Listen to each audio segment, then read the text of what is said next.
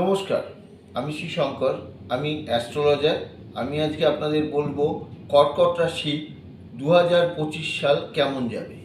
আগে আমি মেষ, বৃষ এবং মিথুন রাশি আমি যে ভিডিওগুলো ছেড়েছি সেগুলো আপনারা দেখবেন। যদি আপনাদের কারোর মেষ, বৃষ এবং মিথুন রাশি সম্বন্ধে জানতে হয়, তার ভিডিও আমার লিঙ্কে দেওয়া রয়েছে। আচ্ছা, আপনারা কর্কট রাশি একটা চর রাশি, মানে হচ্ছে ওরা ক্ষিপ্র গতিতে এগায়, কিন্তু বাধাপ্রাপ্ত হলেই আবার ওরা রিটার্ন এসে অন্য রুট ধরে নেয়।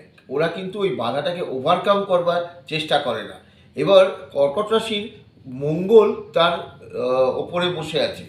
বর্তমান সময় কর্কট রাশির ওপরে মঙ্গল থাকবে, যার জন্য এই বছরটা তাদের কেস কামারি আয়ত দাঙ্গার দিকে যাবে।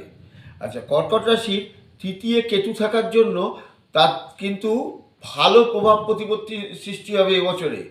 ঠিক আছে, 2025 সাল কিন্তু কর্কট রাশির জন্য খারাপ নয়। আচ্ছা, কর্কট রাশির চতুর্থ পঞ্চমে বসে আছে বুধ। যারা কর্কট রাশির ছাত্রছাত্রীরা আছো তাদের পড়াশোনার দিকটা খুব ভালো আসবে। ঠিক আছে, কর্কট রাশির কিন্তু খুব পদোন্নতি ঘটবে। কর্কট রাশি ষষ্ঠে রয়েছে রবিচন্দ্র। রবিচন্দ্র ষষ্ঠে থাকার জন্য সাইনাসের প্রবলেম হতে পারে, চোখের প্রবলেম হতে পারে, নার্ভের কিছু প্রবলেম হতে পারে, আর পেটের প্রবলেম হতে পারে। আচ্ছা, কর্কট রাশির অষ্টমস্থ শুক্র শনি। প্রেম ভালোবাসা যাদের আছে, কর্কট রাশি যাদের জাতক জাতিকাদের প্রেম ভালোবাসা আছে, তাদের কিন্তু একটু ঝগড়াঝাটি অশান্তি হবে এই সময়। কেউ রোধ করতে পারবে না। এই 2025-এ তাদের কিন্তু অশান্তি আসবে। এবার দশমভাবে রাহু বসে আছে। দশমভাবে একটা গ্রহ রাহু বসে আছে, যে আপনাকে নবমভাবে রাহু বসে আছে।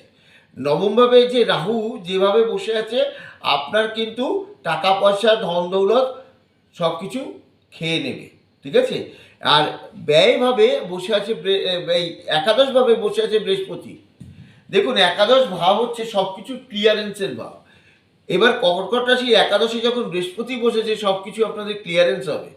ঠিক আছে, সব কাজেই আপনারা সাকসেস পাবেন প্রায় 80% অবধি। ঠিক আছে, আর 20% আপনাদের যেটা আছে সেটা নিজেদের ওপরে চেষ্টা করে সেটা করতে। ভাগ্য আপনাদের 80% অবধি ওদের সাথ দেবে।